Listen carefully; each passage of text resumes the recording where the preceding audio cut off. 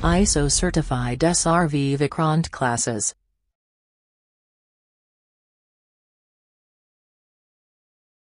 तो स्वागत है आपका एसआरवी विक्रांत क्लासेस में। बायोलॉजी की एमसीक्यू सीरीज में चैप्टर नंबर 18 है मानव शरीर क्रिया विज्ञान। क्वेश्चन नंबर पहला देखते हैं, मनुष्य में कुल कितनी हड्डियां होती हैं। तो मनुष्य में कुल हड्डियों की संख्या 206 होती है। नवजात शिशुओं में हड्डियों की संख्या लगभग कितनी होती है। तो जो बच्चे होते हैं, छोटे बच्चे, उनमें हड्डियों की संख्या 300 होती है।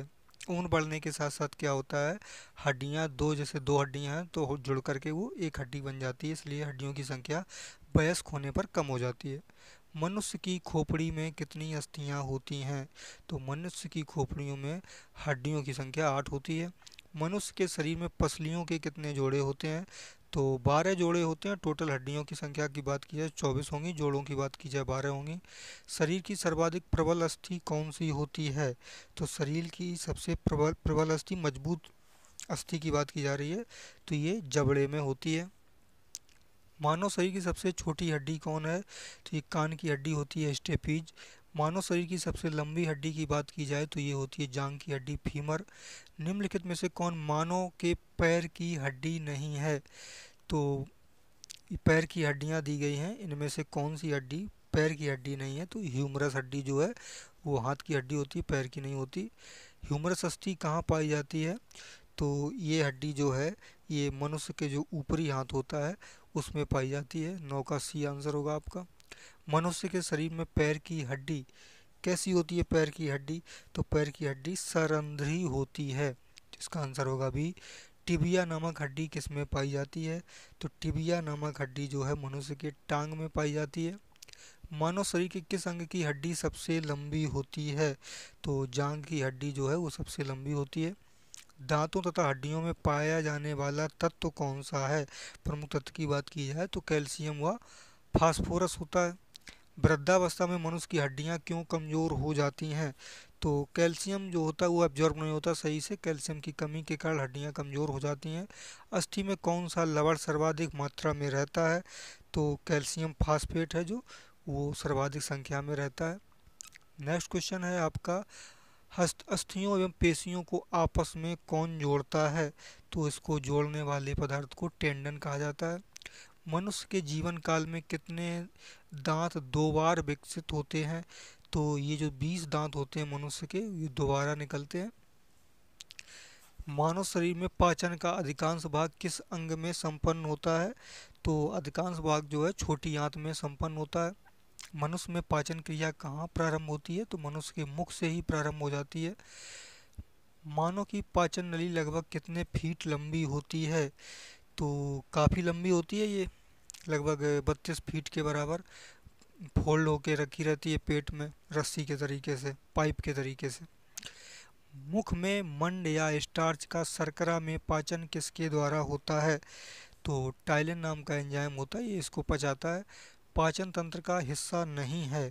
तो निम्न में से कार्निया जो है आँख का हिस्सा होता है, पाचन तंत्र का हिस्सा नहीं है। शरीर के शरीर के लिए एंजाइम्स जो हैं वो क्यों आवश्यक होते हैं।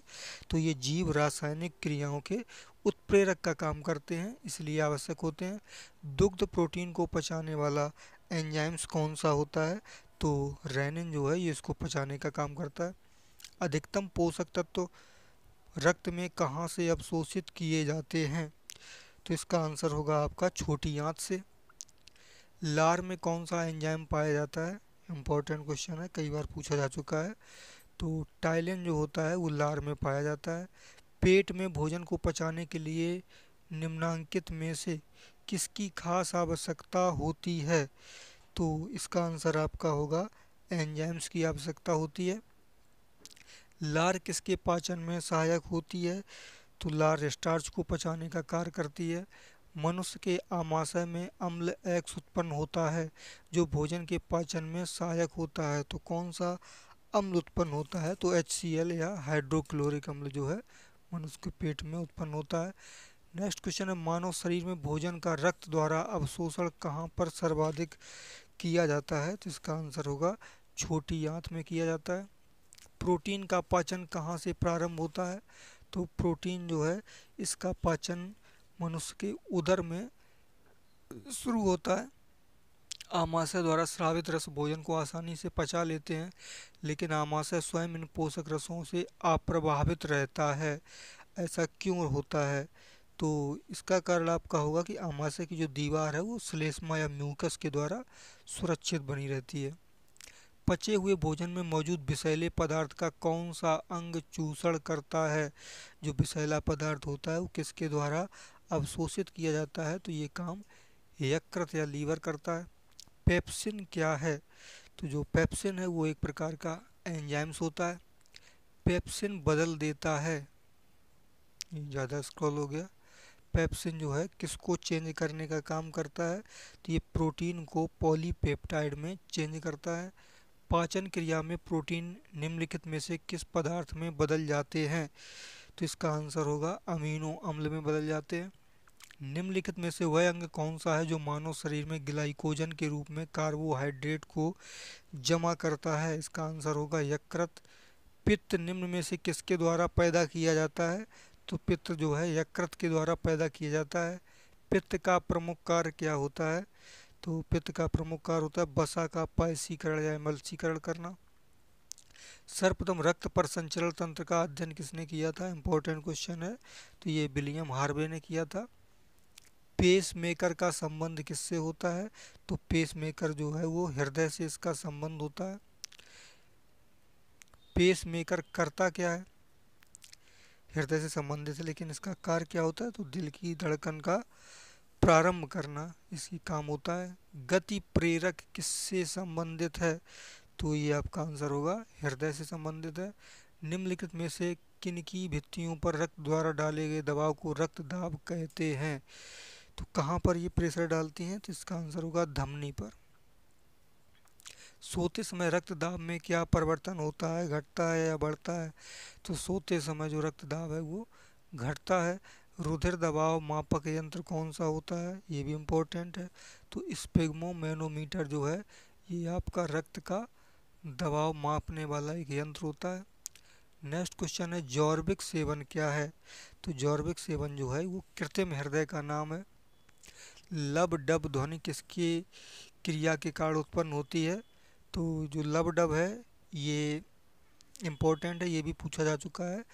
इसका आंसर होगा हृदय। मैंने भी एग्ज़ाम दिया था सीडीएस का शायद 2010 के लगभग, तब भी ये पूछा गया। तो एनडीए में भी दिखा रहा है कि 2015 में पूछा गया, और मैंने ये क्वेश्चन को गलत किया था, मुझे याद है, पता नहीं था उससे फिर उस समय की लब डब क्या होता है। तो हृदय की जो धड़कन होती है, धड़कती है, उसी को लब डब बोला जाता है। हम लोग हिंदी में धक धक बोलते हैं इसको। मनुष्य के शरीर में हृदय को एक बार धड़कने में कितना समय लगता है? तो इसका आंसर होगा आपका 0.8 सेकेंड का समय लेता है। स्वस्थ मनुष्य में प्रति मिनट हृदय स्पंदन क्या होता है? तो इसका आंसर होगा 72 बार होता है। मानव हृदय में कितने कोष्ठक होते हैं? ये भी इम्पोर्टेंट है। तो मानव हृदय में कोष्ठक या चैम्बर की बात की जाए तो 4 होते हैं। नाड़ी दर कहाँ से मापा जाता है? तो जो नाड़ी दर होता है वो धमनी से मापते हैं। एक किशोर वय मनुष्य में सामान्य रक्तचाप कितना होना चाहिए? तो किशोरावस्था में 120/80 mmHg होना चाहिए। ये भी इम्पोर्टेंट है, लेकिन अब आजकल तो कम ज़्यादा भी चलता है। मानक के हिसाब से खान पीन में नमक का इस्तेमाल ज़्यादा हो रहा है, इसलिए ये बिल्कुल सटीक नहीं होता, लेकिन अगर पेपर की दृष्टि से देखा जाए तो आपको यही करना है। दौड़ लगाते समय मनुष्य का रक्तचाप क्या होता है? दौड़ते समय एक्सपीरियंस किया होगा तो बढ़ जाता है, जो हार्ट की बीट्स हैं वो बढ़ जाती हैं। सामान्य जीवन काल में मनुष्य का हृदय लगभग कितनी बार धड़कता होगा? तो ये अटपटा सा क्वेश्चन है लगभग। अब ये जोड़ सकते हो जीवन काल कितना होता है औसत आयु, और उसमें सेकंड के लगभग कितने सेकंड होंगे पूरे जीवन काल में। तो 1 सेकंड के लगभग होता है इसका समय काल। तो इसका आंसर 2 अरब होगा। मानव शरीर में हृदय का क्या कार्य होता है? क्या काम करता है ये? तो पंपिंग स्टेशन के तरीके से काम करता है, ब्लड की सप्लाई करता है। शरीर की विशालतम धमनी कौन सी होती है? तो इसका नाम होता है एओर्टा। स्वस्थ मानव के शरीर में रक्त की कुल कितनी मात्रा होती है? तो रक्त की कुल मात्रा शरीर के भार का लगभग 7% होती है। एक वयस्क में रक्त का औसत आयतन कितना होना चाहिए? तो इसका आंसर होगा 5 से 6 लीटर होता है। मानव उदर का पीएच कितना होता है? ये भी बहुत इंपॉर्टेंट है। तो पीएच मान 7.4 होता है लगभग क्षारीय होता है, 7 से कम वाले अम्लीय होते हैं। मानव शरीर में रुधिर बैंक का कार्य कौन करता है? तो रुधिर बैंक का काम जो है वो तिल्ली या प्लीहा करती है, इसको अंग्रेजी में स्प्लीन बोलते हैं। मानव रक्त प्लाज्मा में प्रायः पानी का प्रतिशत मात्रा में कितना होता है? तो इसका आंसर होगा 91 से 92%। रक्त में पाई जाने वाली कौन सी धातु है? तो ये भी इम्पोर्टेंट है आपका, तो लोहा होता है। आयरन की कमी हो जाती, खून कम हो जाता है और इससे जो बीमारी होती है अंग्रेजी में उसको अनीमिया बोलते हैं। तो ये आपका आंसर होगा लोहा। रक्त का शुद्धिकरण कहाँ होता है? ब्लड फिल्टर कहाँ किया जाता है? तो फेफड़ा, यकृत, किडनी। तो ये इसे किडनी साफ करती है, लेकिन ये भी अंग भी करते हैं। तो आपका आंसर होगा ये सभी। निम्नलिखित में से कौन सा कथन जो है वो सही है? तो शरीर में सारा रक्त किडनी के माध्यम से शुद्ध होता है, ये बात सही है। तो ऊपर वाला क्वेश्चन देखो कि शुद्धिकरण होता कहाँ है, यहाँ दे रहे हैं किडनी में होता है, तो विवादित है ये। अगर ऊपर वाला ये सभी होगा तो नीचे वाला सारा किडनी के माध्यम से शुद्ध होगा, ये नहीं होना चाहिए। तो किडनी का दे रहे हैं, शरीर में सारा रक्त किडनी से ही शुद्ध होता है वैसे, ठीक है। और ये फेफड़े, यकृत जो है ये थोड़ा बहुत योगदान करते हैं इसके मामले में, तो आंसर आपका किडनी होगा। 67 देखते हैं, मानव शरीर में खून के शुद्धिकरण की प्रक्रिया क्या कहलाती है? तो ये भी इम्पोर्टेंट है। डायलिसिस होता है, मुलायम सिंह का डायलिसिस होता है, सपा के जो सुप्रीमो हैं, ब्लड कैंसर है उनको। रक्त में लाल रंग निम्न में से किसके कारण होता है? तो खून का लाल रंग जो है हीमोग्लोबिन के कारण होता है, ये भी इम्पोर्टेंट है। और हीमोग्लोबिन में कौन सी धातु पाई जाती है? तो आपकी लोहा पाई जाती है। शरीर में हीमोग्लोबिन करता क्या है? तो ये ऑक्सीजन का परिवहन करता है, ऑक्सीजन को इधर से उधर सप्लाई करता है। हीमोग्लोबिन किसका महत्वपूर्ण घटक है? तो हीमोग्लोबिन जो है वो आरबीसी का, रेड ब्लड सेल्स होती हैं उनका महत्वपूर्ण घटक होता है। कौन सी रक्त वाहिकाएं साफ रक्त फेफड़ों से हृदय में ले जाती हैं? तो ये आपका काम करती है फुफ्फुस शिरा जो होती है वो ये काम करती है। निम्नलिखित में से किसकी सहायता से रक्त द्वारा ऑक्सीजन ले जाया जाता है? तो ऑक्सीजन ले जाने का काम लोहित कोशिकाएं करती हैं। किसकी मौजूदगी के कारण शरीर के भीतर रक्त नहीं जमता? तो ये भी इम्पोर्टेंट है, भीतर क्यों नहीं जमता, बाहर जम जाता है। तो आपका आंसर होगा हेपेरिन के कारण। मानव शरीर का रक्त बैंक किसे कहा जाता है? तो मानव शरीर का रक्त बैंक जो है वो प्लीहा को कहते हैं। रुधिर के प्लाज्मा में निम्नलिखित में से किसके द्वारा एंटीबॉडी निर्मित की जाती है? तो इसका आंसर आपका होगा लिम्फोसाइट। लाल रक्त कणिकाएं किस नाम से जानी जाती हैं? इनका और क्या नाम होता है लाल रक्त कणिकाओं का? तो आपका आंसर होगा इरिथ्रोसाइट इनको कहा जाता है। लाल रक्त कणिकाएं आरबीसी कहाँ उत्पन्न होती हैं? तो इसका आपका आंसर होगा अस्थि मज्जा में बनती हैं ये। निम्न में से किसको आरबीसी का कब्रिस्तान कहते हैं? मरती कहाँ पर, किस जगह पर? तो ये आपका आंसर होगा प्लीहा में मरती हैं ये। मनुष्य की लाल रक्त का कोशिकाओं का जो जीवन काल है वो कितना होता है? ये भी इम्पोर्टेंट है, 120 दिन होता है लगभग। मानव शरीर में लाल रक्त कण का निर्माण होता कहाँ पर है? तो ये आपका होता है बोन मैरो में या अस्थि मज्जा में। लाल रुधिर कणिकाओं का उत्पादन निम्नलिखित में से किसके द्वारा किया जाता है? तो आपका आंसर होगा अस्थि मज्जा, वही सेम क्वेश्चन है। उच्च उनतांश पर मानव शरीर में आरबीसी, मतलब ऊंचाई पर, पहाड़ों पर अगर आप जाओगे तो जो पहाड़ों पर रहते हैं उन लोगों में आरबीसी की संख्या कैसी होती है? तो पहाड़ों पर आरबीसी की संख्या ज़्यादा पाई जाती है, क्योंकि वहाँ ऑक्सीजन की कमी होती है, तो प्राकृतिक रूप से उनके खून में आरबीसी ज़्यादा होती हैं जो ऑक्सीजन ज़्यादा खींच सके। सफ़ेद रक्त कण जो होते हैं डब्ल्यूबीसी, ये क्या काम करते हैं? तो ये रोग प्रतिरोधक शक्ति इनके द्वारा, मतलब रोगों को रोकने का काम किया जाता है, शरीर के सिपाही कह सकते हो इनको। मनुष्य के रक्त में श्वेत रक्त रुधिरलाओं की कौन सी किस्म अधिक होती है? तो ये कौन सी किस्म अधिक होती है? इसके भी पार्ट्स होते हैं, तो न्यूट्रोफिल्स जो है इनकी संख्या ज़्यादा पाई जाती है। जब कोई बाहरी पदार्थ मानव रुधिर प्रणाली में प्रविष्ट होता है तो प्रतिक्रिया कौन प्रारंभ करता है? तो इसका आंसर आपका होगा डब्ल्यूबीसी। हमने कहा था शरीर के सिपाही होते हैं, तो ये यही सबसे पहले उन पर अटैक करेंगे। रक्त समूह के खोजकर्ता कौन है? किसने खोजा था? इम्पोर्टेंट है, लैंडस्टीनर ने खोजा था। आरएच फैक्टर का पता किसने लगाया था? तो आरएच फैक्टर का पता जो है वो लैंडस्टीनर तथा वियनर के द्वारा लगाया गया था, और ये बंदर में लगाया गया था, रीसस नाम के बंदर में, इसीलिए इसका नाम आरएच रखा गया। किस रुधिर वर्ग में एंटीबॉडी नहीं पाई जाती है? तो आपका आंसर होगा ए बी में एंटीबॉडी नहीं पाई जाती है, इसीलिए ए बी को कोई भी खून चढ़ाया जा सकता है। किस रुधिर वर्ग में कोई एंटीजन नहीं पाया जाता है? तो आपका आंसर होगा ओ में कोई एंटीजन नहीं होता है, तो ये किसी भी को दिया जा सकता है, और ए बी जो है किसी से भी खून ले सकता है। एंटीजन एक ऐसा पदार्थ होता है, मतलब एंटीजन क्या होता है, तो ये प्रतिरक्षी के निर्माण को बढ़ावा देता है। एंटीबॉडी का मुख्य कार्य किसके विरुद्ध होता है? तो मुख्य कार्य इसका संक्रमण के विरुद्ध होता है। RH फैक्टर नाम किससे संबंधित? तो ये बता चुका हूँ मैं, बंदर से संबंधित है। RH तत्व के अनुसार कौन सी जोड़ी विवाह के लिए उपयुक्त नहीं है? तो ये आपका हुआ RH प्लस पुरुष और RH माइनस महिला जो है, इसकी शादी अगर होगी, शायद पहला बच्चा तो जिंदा रहेगा, बाद वाला बच्चा जिंदा नहीं रहता।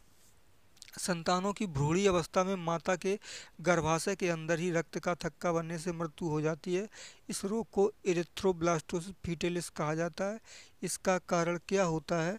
तो आपका आंसर होगा पिता का RH प्लस माता का RH माइनस होना, तो आपका डी नंबर होगा। तो ऊपर वाले क्वेश्चन से ही संबंधित है, बच्चा जो है गर्भ में संपूर्ण रूप से टिकता नहीं, वो मर जाता है।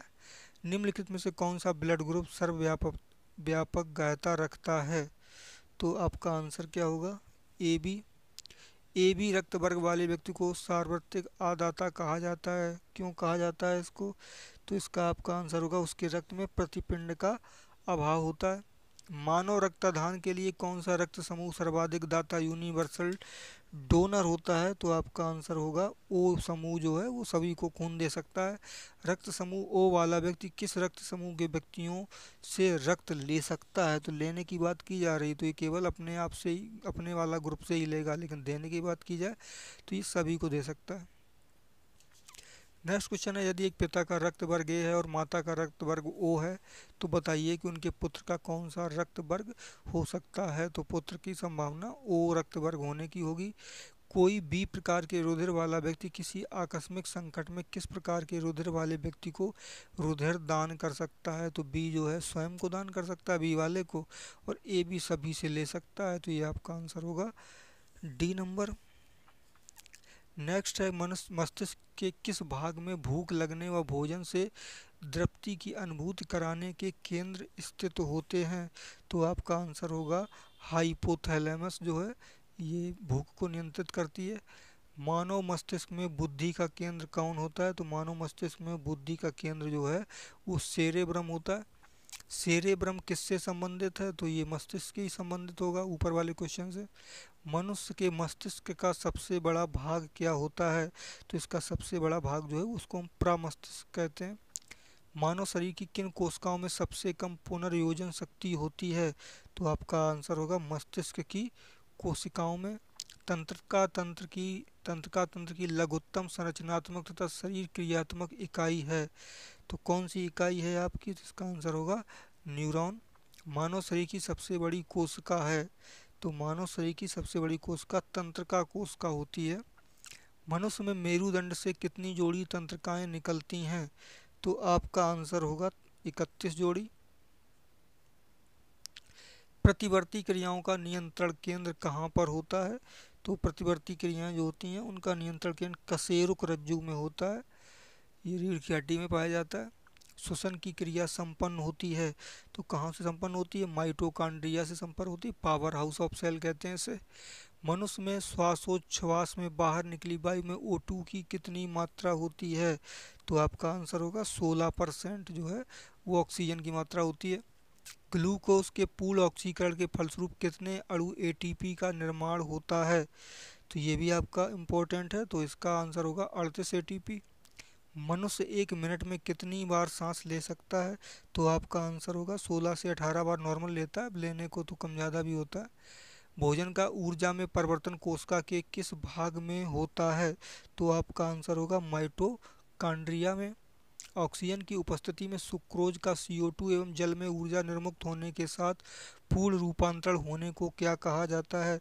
तो आपका आंसर होगा वायु का श्वसन। हमारी छोड़ी हुई सांस की हवा में CO2 की मात्रा लगभग कितनी होती है? तो इसमें 4% CO2 होती है। जो नाइट्रोजन भी लेते हैं हम लोग, तो वो पूरी जितनी ली जाती है उतनी वापस कर दी जाती है, हम लोग उसको एब्जॉर्ब नहीं कर सकते। क्रेब्स चक्र में किसका संश्लेषण होता है? तो क्रेब्स चक्र जो है इसमें पाइरूविक अम्ल जो होता है उसका संश्लेषण होता है। अनॉक्सी श्वसन का अंतिम उत्पाद क्या होता है? तो आपका आंसर होगा लैक्टिक अम्ल। मनुष्य के शरीर में मुख्य नाइट्रोजनी अपशिष्ट कौन सा होता है? तो आपका आंसर होगा यूरिया। हम लोग पेशाब में यूरिया निकालते हैं, स्तनधारी इसमें यूरिया बनाते हैं। तो ये जो पेशाब में यूरिया की मात्रा निकलती है तो ये बनती कहाँ पर है? तो ये आपका आंसर होगा लीवर में, यकृत। मानव शरीर में सबसे छोटी अंतःस्रावी ग्रंथि कौन सी है? तो ये भी इम्पोर्टेंट है आपका। तो ये आपका आंसर होगा पीयूष या पिट्यूटरी ग्रंथि जो होती है, इसे मास्टर ग्रंथि भी कहते हैं। होती छोटी है लेकिन सबसे ज़्यादा काम यही करती है, सारी ग्रंथियों को कंट्रोल करने का काम करती है। मनुष्य में रुधिर कहाँ पर छनता है? तो ये आपका आंसर क्या होगा? बोमेन संपुट में ये छाना जाता है। मूत्र का पीला रंग यूरोक्रोम के कारण होता है, इंपॉर्टेंट है, कई बार पूछा जा चुका है। गुर्दे का कार्यात्मक यूनिट क्या है? किसमें इसकी मतलब है इकाई क्या होती है इसकी? तो इसकी इकाई नेफ्रॉन होती है। कृत्रिम गुर्दा निम्नलिखित में से किस सिद्धांत पर कार्य करता है? तो इसका आंसर होगा आपका डायलिसिस पर। मानव शरीर में यूरिया की अधिकतम मात्रा किस में पाई जाती है? तो इसका आपका आंसर होगा मूत्र में। अपोहन या डायलिसिस का प्रयोग किस क्रिया को पूरा करने के लिए होता है? तो वही क्वेश्चन है, पूछने का तरीका थोड़ा अलग है। तो आपका होगा वृक्क। वृक्क को ही किडनी या किडनी कहते हैं, इसी को गुर्दा बोलते हैं। स्वेदन निम्न में से किसके लिए महत्वपूर्ण है? स्वेदन मतलब होता है पसीना, तो पसीना शरीर के तापमान के नियंत्रित करने के काम आता है। मानव वृक्क अस्मरी में पाया जाने वाला प्रमुख रासायनिक यौगिक क्या? अस्मरी पथरी को बोलते हैं। तो गुर्दे में जो पथरी होती है तो वो किसकी बनी होती है? तो ये आपका क्वेश्चन है जिसका आंसर होगा कैल्शियम ऑक्सलेट की बनी होती है। हेनले का लूप किससे संबंधित है? तो हेनले का लूप जो है ये उत्सर्जन तंत्र से संबंधित है।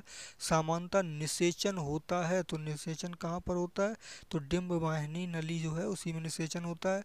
गर्भाशय में विकसित हो रहे भ्रूण को किस संरचना द्वारा पोषण मिलता है? तो उसको प्लेसेंटा द्वारा पोषण दिया जाता है। गर्भाशय में मानव भ्रूण किस द्रव में तैरता रहता है? तो आपका आंसर होगा आमनियाटिक द्रव जो होता है उसी में तैरता है ये। दो युग्मकों के संयोजन को क्या कहते हैं? तो दो युग्मकों के संयोजन को हम लोग निषेचन कहते हैं। तो ये आपका था इस चैप्टर का एक पार्ट, काफ़ी बड़ा चैप्टर है इसलिए इसको दो पार्टों में बांट दिया गया है। तो नेक्स्ट पार्ट में हम फिर मिलते हैं। नमस्कार।